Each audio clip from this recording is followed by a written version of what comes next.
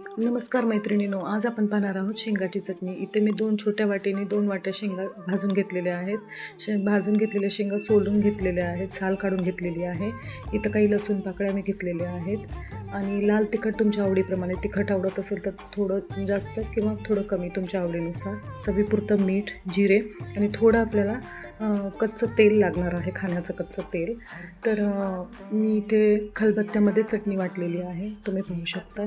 मिक्सरचा वापर इथं केलेला नाही आहे। हे बघा, हे सगळं लाल मिरची पावडर वगैरे सगळं घालून मी ते कांडायला सुरुवात केलेली आहे चटणीला। तर तुम्ही जेव्हा चटणी कुटत असता तेव्हा तुम्हाला थोडं थोडं कच्चं तेलही टाकायचं आहे। एक 2 ते 3 चमचे साधारण छोटे चमच्याने, असं म्हणजे ह्या आपल्या चमच्याने 2 ते 3 चमचे तेल मी इथं टाकलेलं आहे।